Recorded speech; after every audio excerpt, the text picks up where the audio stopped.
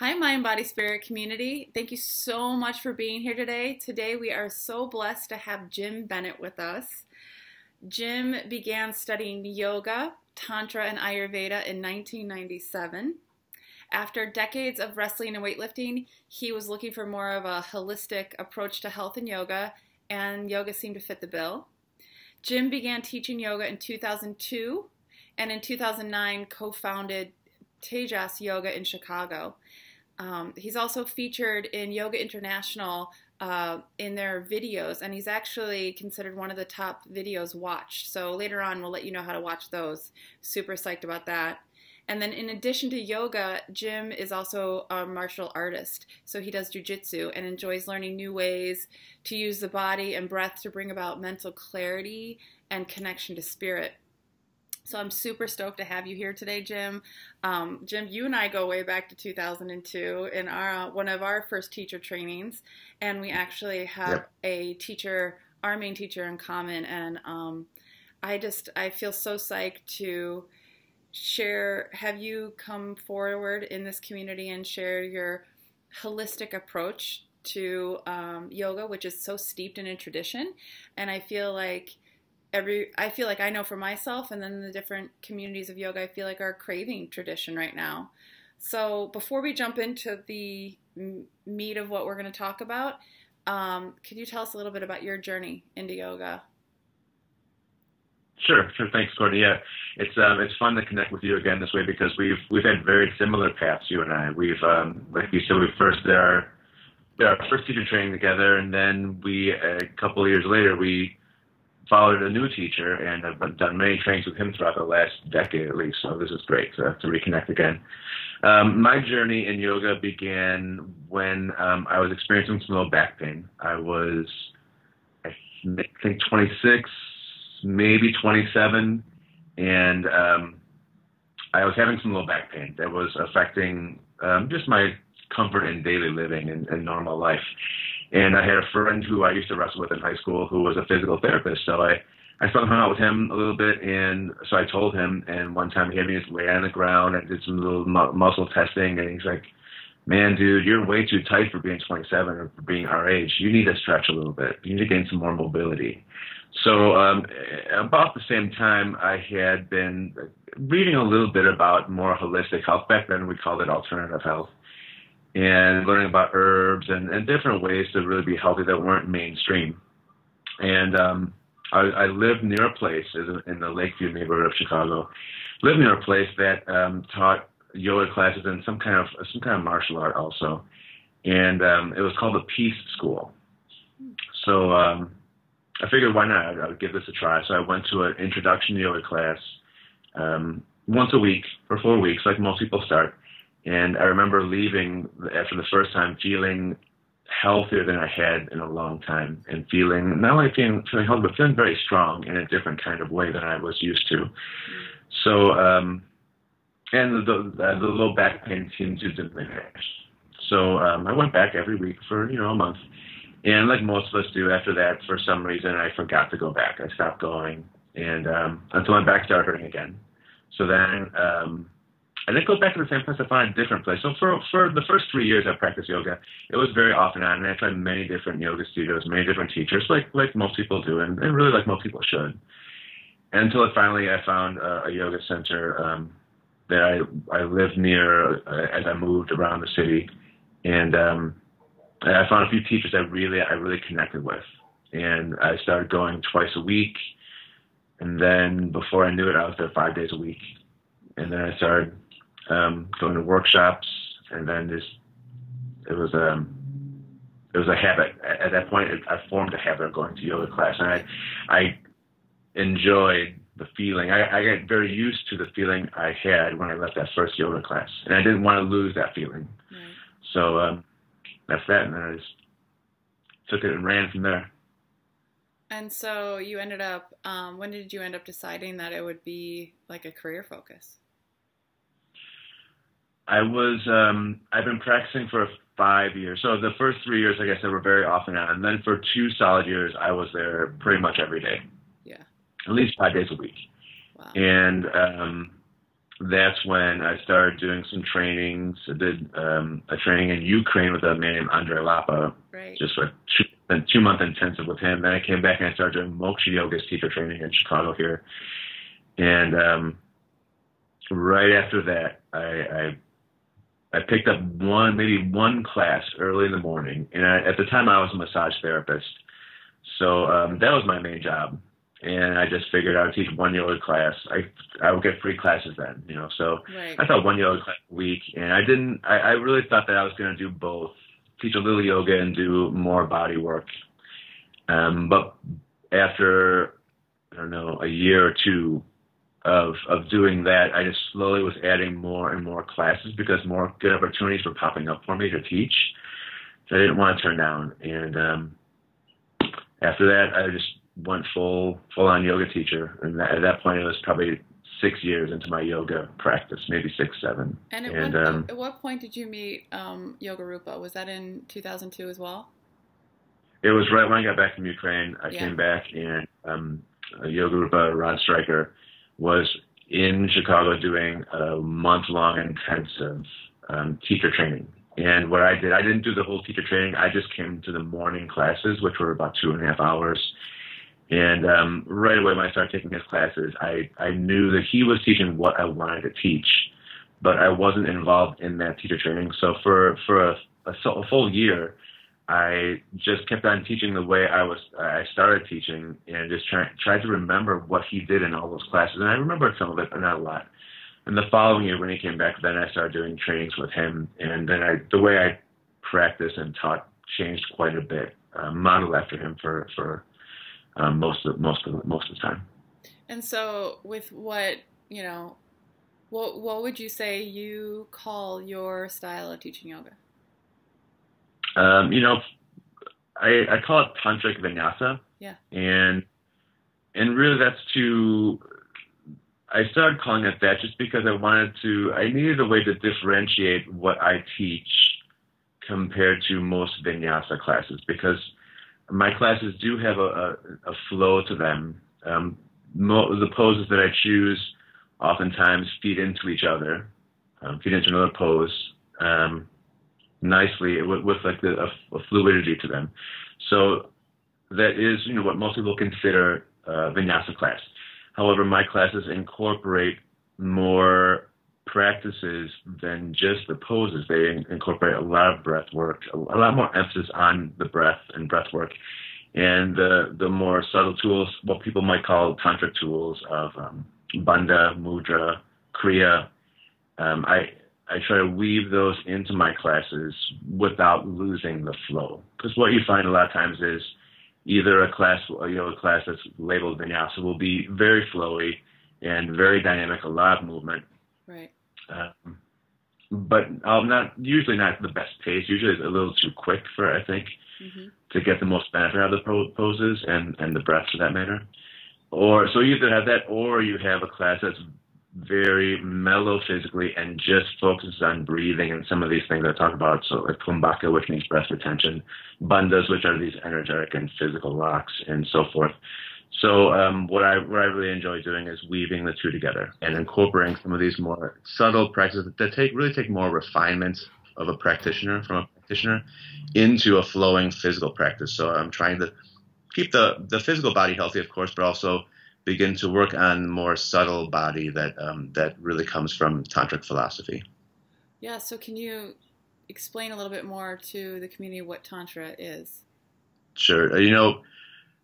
I actually, when I first started doing, so a few years into my teaching career, I began teaching workshops because our teacher would often say, the things you all are learning you might not have enough time in a regular class to teach some of these things. So focus on teaching workshops where you have 2 or 3 hours where you can get deeper into some of this stuff that we're practicing. So right away, for the first few years, I began doing these workshops. I talked a lot about Tantra because not a lot of people were talking about it and the techniques we were using in these classes. I talk a lot less about it now because since then, a lot more people in the yoga world talk about Tantra and include Tantric philosophy and some Tantric practices within their yoga practices. And what I've found is just like everyone has people have a very different idea of what all the different teachers have very different ideas of what yoga is. Yeah. So if you go to one yoga class, or you talk to one person about yoga, and then you go to a different studio, even the same studio, a different teacher, they have a completely different idea of what yoga is. Yeah. It's really the same thing with Tantra. I've read so much and heard from so many different people about Tantra is this, Tantra is that. And it's really a huge field. So sometimes I'm worried I'll get in trouble, or I'll get in a 3-hour conversation / debate if I begin talking about Tantra. So I'm more careful about bringing it up these days, because we could easily do a 3-hour conversation Totally. a little bit about Tantra. So really in a nutshell, what I think about Tantra is it's a philosophy, or really it's a spiritual tradition that doesn't separate the material from the spiritual world. Yeah. Whereas most traditions try to separate what you think might think is the mundane world from the spiritual world. Right. And say, actually the material world is going to get you in trouble. It won't help you grow spiritually. Stay away from it. Don't include it. Just focus on these spiritual matters. And what Tantra says is that's not true. The material world, which our bodies are included in this material world, Right. Are actually a manifestation of the divine. And we can use the material world, again, our bodies included, to accelerate our spiritual practice, our spiritual growth. So to me, Tantra is really a practice and philosophy that helps you to find liberation in this world, not from this world. Wow, beautiful. Well said. Thank And you. so in that approach, then there's certain techniques and tools and methodologies that in the tradition have been kind of checked out, you could say, by people before and before us and before them and passed down, would you say, is another piece of this? And so in that, in my understanding of Tantra, prana is a huge piece of what's woven into the understanding of what's involved in a practice, right? Right. Do you agree? Okay, could you talk a little bit about prana then, and what prana is and how that influences the class itself? Sure. Yeah. Yeah. I think just a little more background, so the physical practice of yoga, what most people will consider hatha yoga, Yeah. Draws heavily from earlier tantric traditions. So some people might say that because there's actually there's a group of texts called the Tantras, and they predate, for the most part, most people will say this, they predate the text on hatha yoga. Oh, okay. So what some scholars will say is that hatha yoga isn't true tantra. They'll say it's different.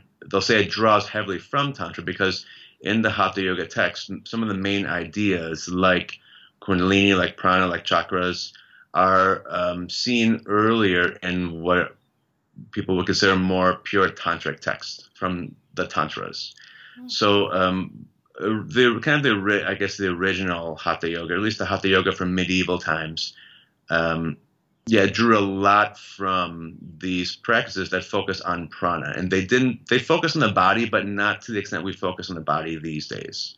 Yeah. The postures they did were, for the most part anyway, were not very active. There were a lot of seated poses, and they focused more on pranayama than asana. They focused much more on the breath work, which in turn helped them to build and move and eventually really stop the flow of prana.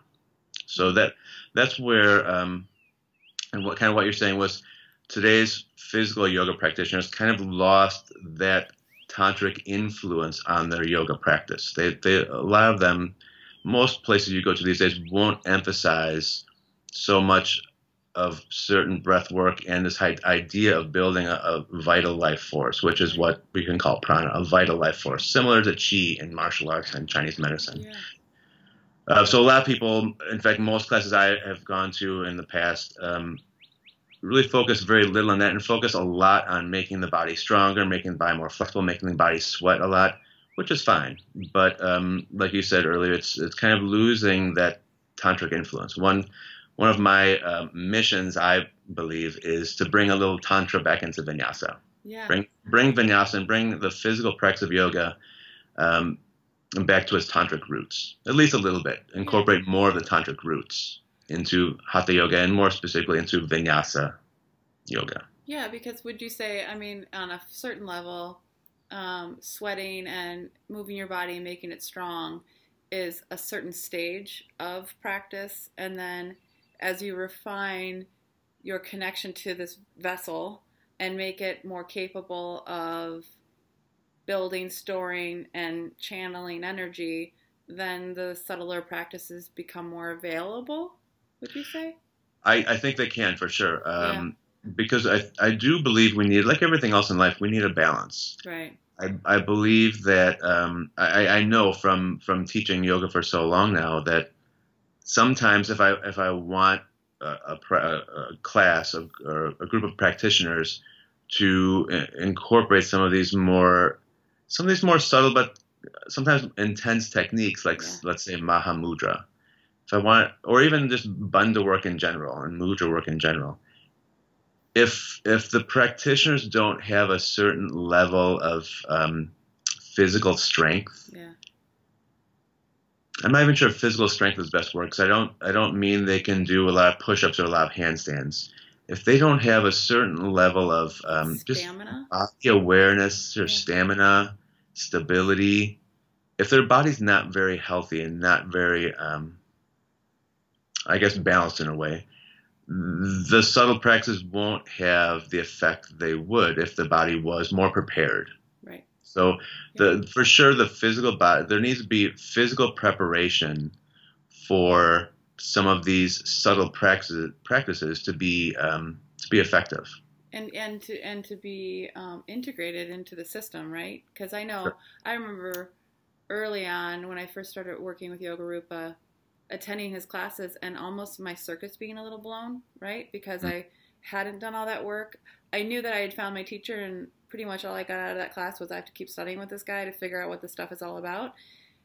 And at the same time, I knew I even needed to start refining my the rest of my life so that then I could also hold the practices. So have you found that you also have refined the rest of your life to then also suit going into some of these deeper practices, or did that just kind of happen naturally? Give me an example. Like how you eat. Oh, sure. When you sleep, like just making sure that this vehicle, if you really want to be doing these deeper practices, you have to be taking care of your endocrine system, the nervous system, right? For sure. Yeah. For sure. And I think that, again, it always comes back to balance. I think that for growth in anything, I think, including yoga, including the physical practice of yoga, there needs to be periods of time where you're getting out of your comfort zone. Yeah. You're getting out of your comfort zone and you're expanding your capacity, and, we call these the subtle practice and subtle body. I'm not always sure if that's really the best way to describe what at least what these ancient or medieval kind of practitioners were doing, because some of the things they did, the original hatha yogis, the original yogis that had a physical practice, what they were doing wasn't so gentle. It was really, really intense, and they were getting out of their comfort zone quickly and for a long period of time. Yeah. Again, mostly through keeping the body in a very basic, stable posture, but working a lot with breath retention to the point where they were sweating and shaking. They would do it over and over and over again. Yeah. So, if you do that, that's not so subtle, really. No. If you're holding your breath until you sweat and shake, Yeah. and you continue to do it multiple times a day, every day. Jeez. What they were really trying to do, though, was wake up something in themselves that was dormant. They're trying to wake up a dormant force to make themselves really more powerful and have a greater capacity to adapt to whatever was in the world. So for sure, you especially if you're taking it to that extreme, diet's really important. Lifestyle's really important. You need to make some sacrifices in what can be considered a normal lifestyle in this day and age. But also, I would even say that as you like refine as yoga becomes more of a habit, like you called it, right? Mm-hmm. Before, as you start to move from like, oh, my back hurt, going just to sustain not having a back pain, to which is a beautiful reason to go to yoga. And then you start to notice, wow, I feel a little bit better. I have more clarity, or I have a little bit more energy, or I'm waking up and I'm not so groggy anymore in the morning, right? Mm-hmm. Then I feel like some of those lifestyle changes just become a little bit more natural, right? Like you crave them.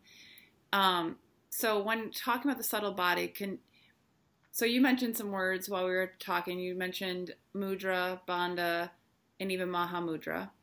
Can you define bandhas for those listening, mudras, and then also talk a little bit about mahamudra and what that is?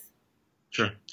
So bandhas are bandha means to bind.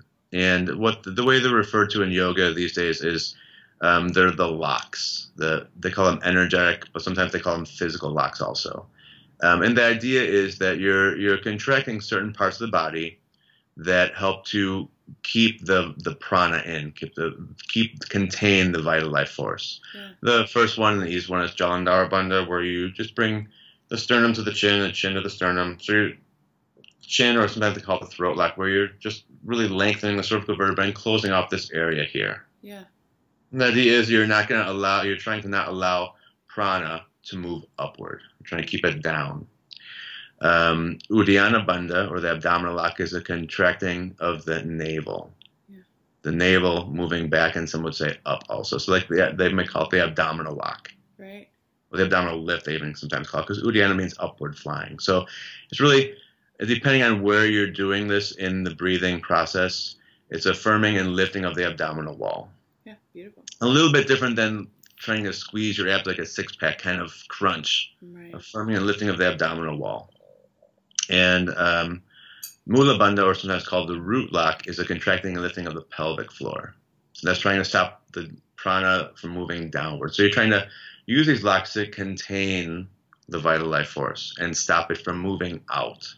And obviously, containing it within a certain area of the body. Why would we want to contain it within that area? Theoretically, the reason, and it's more of an esoteric kind of idea, is that we're trying to move the vital life force, which moves by nature and sometimes is associated with wind and air. We're trying to move the vital life force toward the center of the body where it helps to build an internal heat. Oh, cool. To remove impurities and purify the subtle energy channels called nadis. In Chinese medicine, they're called meridians. Yeah. They're trying to build an internal heat to purify these channels, to allow prana to flow through them more freely. So you have postures, which are asanas. You have bandhas, which are these locks. And then you have breath work. And you mentioned the word kumbhaka before, too, plus mudras, which are gestures, right? So if you want to... And so you're using all of those to contain, refine, and direct energy. Correct. So that you have, a deep effect on the subtle body?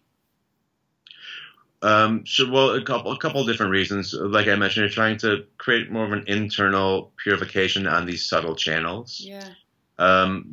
Ultimately, really, though, and also I mentioned earlier that they're trying to wake something up. They're trying to create in this internal heat also will wake up dormant forces in the body.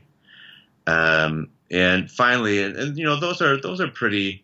I realize when I say these, especially to an audience that we're going to be talking to, they sound pretty out there. They sound pretty,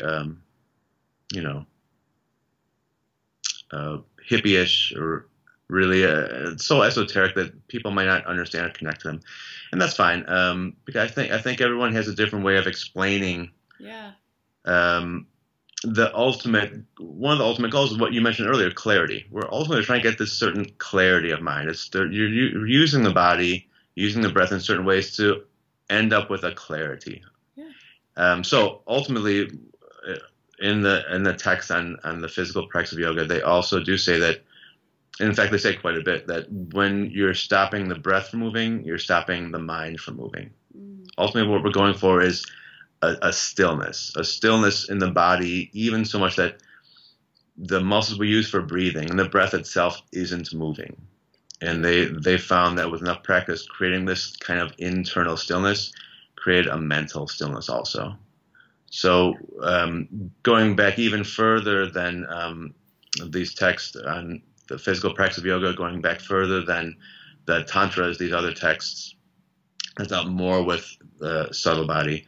There's a text called the Yoga Sutras, which most people in the yoga world today will consider the most important text in yoga.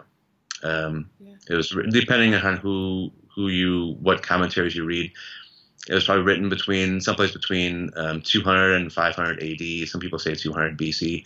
Anyway, it was written about 2,000 years ago. And one of the main, the Yoga Sutras talks a lot about the mind and meditation, very, very little about the body. And one of the main messages that the author named Patanjali was getting across was that we suffer because we identify with our mind and more importantly, more specifically, our thoughts. We identify with our thoughts. We think our thoughts are who we are. And he said, what we need to do is stop the mind from moving so much. So when there's a stillness in the mind, a gap of time when there is no thoughts, we're able to identify with the deeper aspect of ourselves, which some may consider the spirit. So ultimately, and since then, yoga has changed a lot. As you know, most people who practice yoga, there's I think 20, 30 million yoga practitioners in the U.S. today. I'm guessing it's a very small percentage of them that actually have a meditation practice, which, when you get down to it, is the heart of yoga, really. Yeah. So we've gotten a little out of hand with the physical practice, but what the original Hatha yogis were trying to do was to get to that state that Patanjali called samadhi. So the deepest state of meditation he called samadhi. The original practitioners that used their body to help thought they found an accelerated path that included some tantric ideas to get them to this state of mental stillness, or I even could say clarity, more quickly than just sitting in meditation. It still had meditation in it, but they did a lot of preliminary exercises to get them to that mental state quicker. So like accelerated the ability to get into that place. Mm-hmm. And so, someone listening right now, and so you're utilizing these different practices in some cases to turn on this ability to witness the mind, right? Just to even for a moment realize that all those thoughts that are running around in our heads all day long are not necessarily us. Correct. And as you're doing that and then waking up these other subtle forces, to gain more power in the body or more power in general, then with that clarity of mind, you can direct it in the best way possible? Well, I think that what we're trying to do with what I'm trying to do by including some of these other techniques within physical postures, within a flowing kind of physical practice, is, really first of all, is to help the body stay healthy. Yeah. So, I think a lot of yoga practitioners get confused. They think if they, and teachers too for that matter, they think if they move around a lot in a hot room and sweat a lot, that's going to move out impurities. And to some extent, sure, sweating is good, but there gets a point where you can sweat too much and it becomes draining on you, Yeah. So I think incorporating some of these tools, first of all, it's just going to help to get the body healthy in a more intelligent way. Yeah. And one thing that I focus on, it's getting maybe a little off topic, but one of the first things I focus on in a yoga practice or yoga class is the pace that I set. Beautiful. It's really the pace that I set because, first of all, because oftentimes if you move a little more slowly than most vinyasa classes move, you'll become aware of certain limitations you have and be more mindful of those boundaries. Yeah. And know where is the right place for you to work without aggravating a tendon or a muscle, or really without aggravating your mind. Mm-hmm. I've been to plenty of yoga classes where we're moving so quickly that I leave my mind as more agitated than when I came, Right. and that's really not a good thing. So pacing is really important in a yoga practice. Even before I try to incorporate some of these other practices like breath retention and these subtle blocks. And and with all these practices, there is definitely crossover where it's not just affecting the subtle body, it's also affecting the physical body. Yeah. Using especially the root lock and the abdominal lock during a vigorous physical practice is a good idea because it will give you the structural support that you need to keep your low back healthy, to keep your sacrum healthy. Mm-hmm. So there's definitely a crossover between physical and subtle body, and that's one of the things I said early on is I really try to find the balance of working physically, but also having a more subtle effect that certain practitioners that don't have a level of refinement might not even notice. But when we're doing it, but hopefully they notice it once they leave. Right. It doesn't. The most important thing in a yoga practice is what happens right after you leave that practice. Yeah. If you do the best handstands and the deepest splits and whatever, and when you're practicing yoga on your yoga mat, but you leave and your back hurts, or if your mind is very scattered, it wasn't the best yoga practice. Right. If you slow things down, or really like I was saying earlier, if you're getting out of your comfort zone just the right amount, so getting out of your comfort zone a little bit, but coming back in, getting out a little bit, because if you stay out of your comfort zone the whole time, when you leave, you will be very agitated. Right. It's going to be a little too much. So moving back and forth in and out of your comfort zone in an intelligent way is a great way to keep the body healthy, because the body needs resistance to stay strong. Right. But not so much that you deplete it, not so much that you beat it up. If you do it just the right amount, work with the breath in certain ways, intelligent ways that are going to help us to get that mental clarity, the practitioner will leave that practice being able to do whatever they do better. It should affect the rest of their life in a positive way, not in a negative way. Would you say that there's times, though, to provoke? You know what I mean? Like maybe there's times in life to utilize your practice to stir the pot a little bit more? Or Sure. Yeah. Sure. And I think that getting back to this moving out of your comfort zone topic. Yeah. Now, if you're in a point in your life where your life is a wreck, like everything seems to be going wrong in your life, that Which might I think not for a lot be of people a lot of the time. That's not the best time to get out of your comfort zone. So maybe you're going to a yoga practice that's more gentle, more restorative, or whatever, a yoga practice that makes you feel comfortable. Yeah. Times when the rest of your life seems very stable, everything seems to be going smoothly, those might be times when you're pushing your comfort zone, you're getting out of your comfort zone a little more often in your yoga practice to spur that growth and to really wake up something that has been dormant. A lot of times and going back to what I was saying earlier about, these practitioners were waking up a dormant force up. These ideas came from a different time and a very different culture. Yeah. And what I try to do is keep an open mind that they explain things and experience things different than we do. So I think there's been plenty of times when in a yoga practice, I've gotten out of my comfort zone where it has shaken something up that I wasn't aware of, and I would become aware of in Shavasana and corpse pose. So times when you're really comfortable, then at the very end of practice, I've had what some might consider an aha moment, or get answers to things I didn't have at that point, and really kind of even become more aware of that inner voice. Right. It's kind of shaken things up, really cleared things up a little bit, where I can hear that inner voice a little more clearly. Which can sometimes lead to truths that are unsettling, but that hopefully your practice is setting you up then to have the capacity to deal with that in your life. Sure. Yeah. Yeah. Well said. That's awesome. And I mean, it really sheds light on your yoga practice,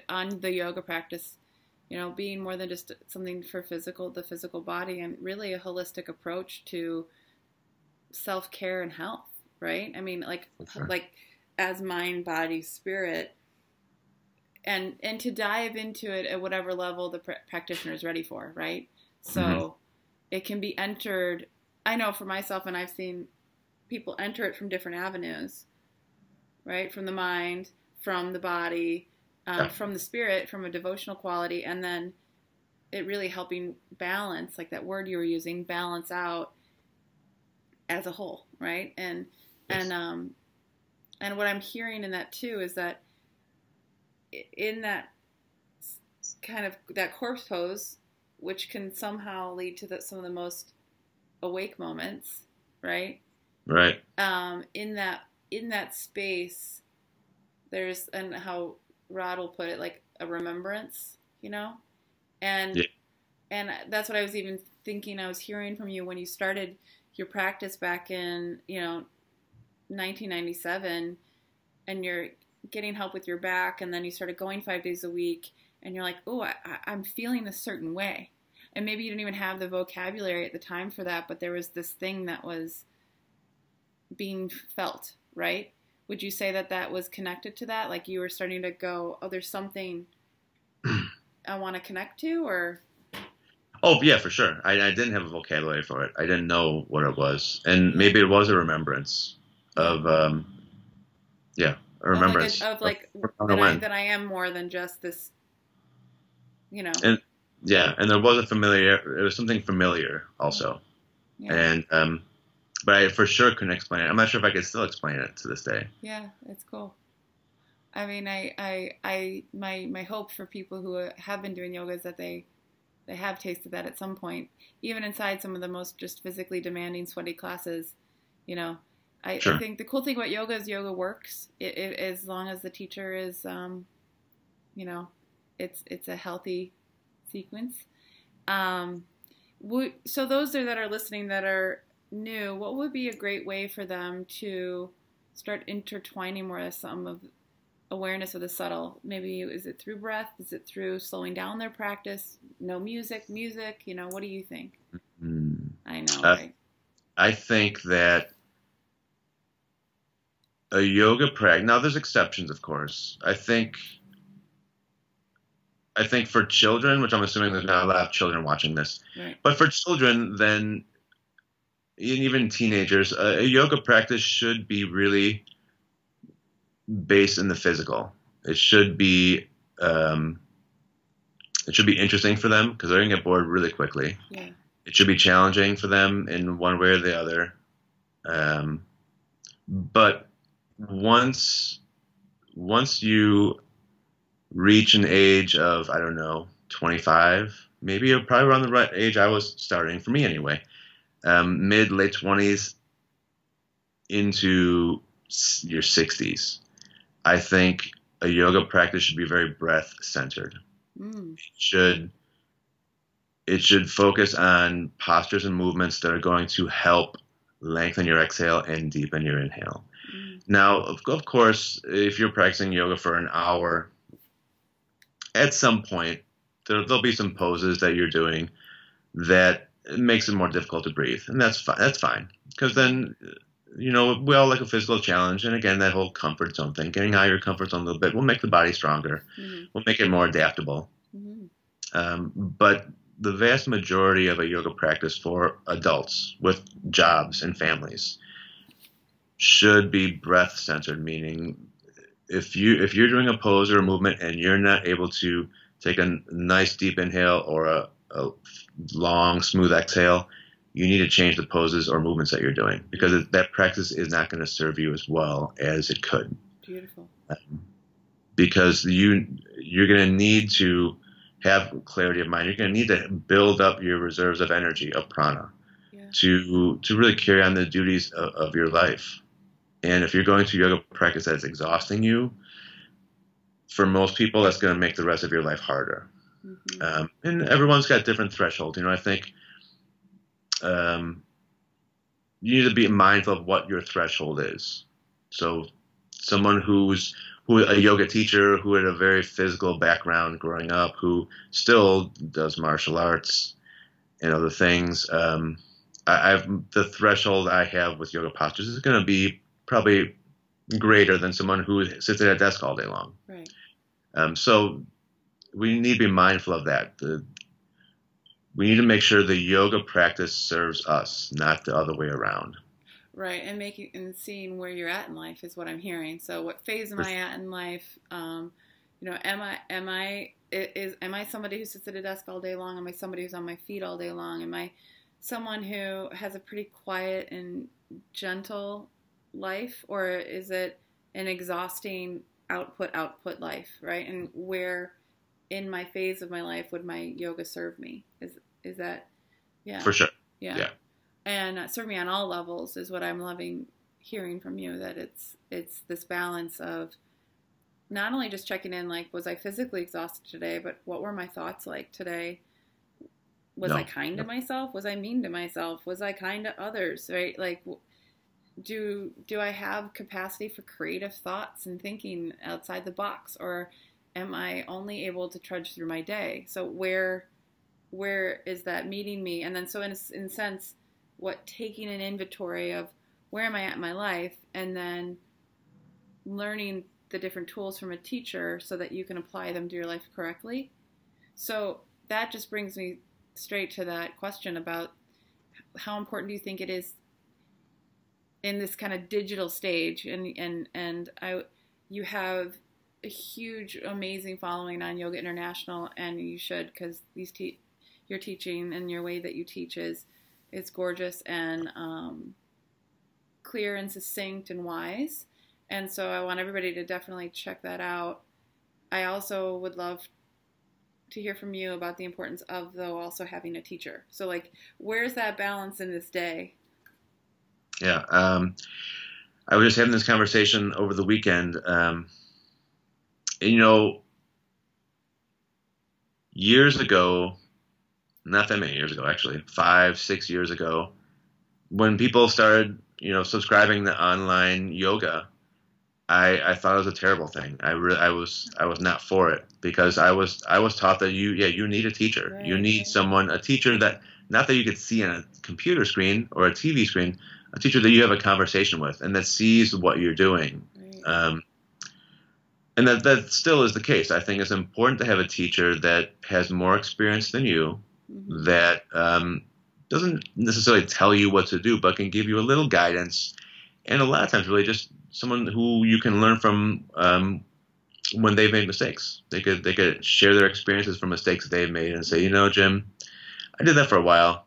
It's not the best idea. Maybe you should try this instead. So I think it is important to have a teacher that you can have a conversation with.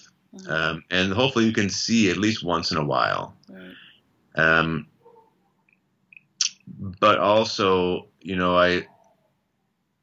one thing that I hear a lot is that when students who go to our studio, Tejas here in Chicago, when they travel, they're like, hey, I missed you, but I watched you on Yoga International. It was great. I can still do your practices. Right. So that's awesome. That when people travel, they can, get my class that they enjoy doing, Right.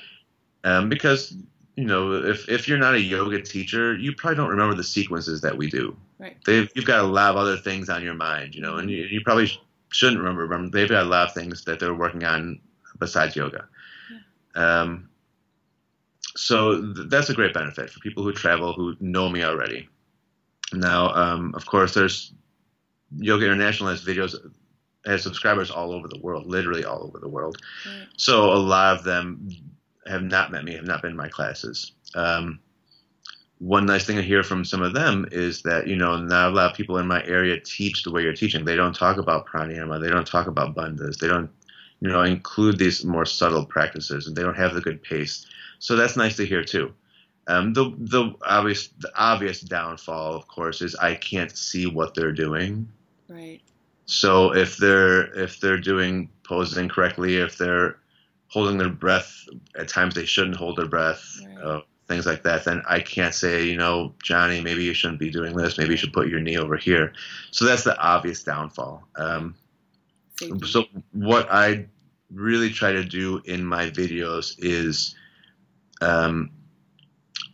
really what I try to do in a group class too, is that right away I try to set not only a really nice mindful pace to the class, but also I try to use my voice and the words I say and just my presence on screen as a way to help a person become very present.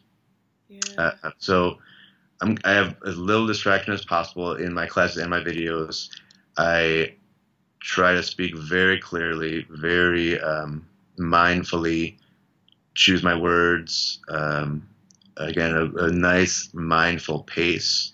So with all of that and an intelligent sequence, with all of that, the chances of a practitioner having the awareness to stop before they injure themselves is greater. Yeah. I feel more confident that they will be able to stop themselves before they hurt themselves. At least it'll help. Right. Well, and it sounds like too that the benefits of having the opportunity to follow people online outweighs the potential risks. So it's like that. I think it can. Yeah, it can. Yeah. And then of course it's so easy to contact someone these days. So if someone in Australia is watching my videos, they've contacted me. And I reply very quickly to questions they may have about other things like breathing practices, meditation practices, or, hey, my knee hurts when I do this, Jim. I might say, well, don't go so deep. Or I've even set up Skype little private people around the world. So if I need to, I can actually see what they're doing and help them modify their practice that way. So maybe at least for the physical practice, attending some classes, even just to get the rudimentary in line, and then you could do some online programs as well. Yeah, that's a really good point. I think that the true beginners to yoga, it's probably best to find a yoga teacher nearby. Take intro classes or take very basic classes where the teacher can see what you're doing. Where those who already have a pretty refined yoga practice, go online and check out some different offerings, right? And just see what's out there. Yeah. I know also too that, you are a martial artist, and you've been, really been diving into that even more so in the last, couple of years? Yeah, I've been going to jiu-jitsu now for, I forget if it's 6 or 7 years now. Wow. 6 or 7 years. And how would you say that's affected your teaching yoga, and how has yoga affected jiu-jitsu? Where's the blend of that? As you mentioned in the bio earlier, I grew up wrestling. I wrestled from probably 6th grade all the way into college. So I spent a lot of time on a wrestling mat, and I really enjoyed it. But it showed up later in my mid-20s that I was pretty stiff. I had not a lot of injuries, but I had some pain that I shouldn't have at the age of 27. So, or it would turn into a real pain at 67 if you didn't take care of it at 27. Right. So I took a long break from that kind of stuff. But, for at least 12 years, all I did was yoga, and all I read was yoga books. All I thought about was yoga teaching, yoga practicing. All I did for physical exercise was yoga. So it's that was great, and I'm glad I did. But I started to miss that feeling that I used to get from wrestling, from grappling, and Brazilian Jiu-Jitsu is not exactly the same as wrestling, but it's got some similarities for sure. It's a grappling art. You know, you're grabbing a hold of another person, you're trying to work them down to the ground and apply holds. Yeah. So it's got a lot of similarities, and it's getting a lot of popularity these days. So it's pretty easy to find adult classes in Jiu-Jitsu. So when I found it, I found something that I again forgot about was awakened, and it's a great feeling to go into something that you're not a teacher in anymore. Right. I'm teaching yoga so much. I still practice plenty of yoga, but it's good to be a student be a student and go with a beginner's mind. Yeah. And going to classes and having that beginner's mind just reminds me a lot of how to be a good teacher, because I have to pay really close attention to what we call them the professor, the teacher, is doing. Yeah. And I see how he, or sometimes she, breaks down certain moves step by step by step. And I've been teaching yoga for so long now. I have to admit, sometimes I'm a little bit on autopilot. I've taught Sun Tzu Bi so many times. Right. I don't need to think about that much. Right. And which is good and bad. Right. So seeing how the professors break down these moves in jiu-jitsu reminds me, like, oh yeah, I need to break down step by step how to bring your foot forward, or how to turn your toe this way, or how to bring your hand this way. Yeah. So it's definitely made me a better teacher. Oh, cool. Being a student in something completely different has made me a better teacher in yoga. It like wakes something back up, like you're saying. It woke a piece of you back up that you're craving, sure. That then ends up instilling more interest in what you're already doing. See, we're always trying to wake up dormant forces, Courtney. There you go. Waking up dormant forces again. So it's definitely made me a better teacher. I will say that after doing, I think it's been 7 years now that I'm recalling. I think it's been 7 years of jiu-jitsu. It hasn't helped my yoga postures at all. There's plenty of yoga postures that I'm not able to do so well that I used to do 8 years ago. Sure. I've gotten a little stiffer in some ways, but in reality, I was a little hypermobile at my deepest kind of yoga asana performance stage. I had a little too much flexibility. Yeah. So I can't do as many poses as I used to do, but I'm totally fine with that. Yeah, it's about that balance, right? About like what ends up making you happier, more connected, more feeling joyful in your life. Yeah. Yeah, for sure. It's brought joy, funny enough. I know. Well, Jim, thank you so much for being with us. And how can people find you? What would be the best way for people to find you? The easiest way is just my website. It's my name, jimbennett.com. Okay. Just make sure Bennett is spelled correctly. It's Bennitt. Awesome. It's my personal website. Our studio's website is tejasyogachicago.com. Tejas is spelled Tejas. And I've got a new website specifically for the grapplers, for wrestlers and jiu-jitsu practitioners, yoga4grapplers.com. I love it. That's awesome. Four is just the number 4. Yoga4grapplers.com. Yeah. Awesome. I mean, so wonderful. And people can also find your videos on Yoga International. Yoga Are those International, links inside of the jimbennett.com? Pardon me? Does jimbennett.com have links to the Yoga International? Yeah, okay, beautiful. Sure. Awesome. Well, Jim, you're always an inspiration and just such a wonderful time chatting with you. And I'll talk to you soon. All right. Thank you. Thank you.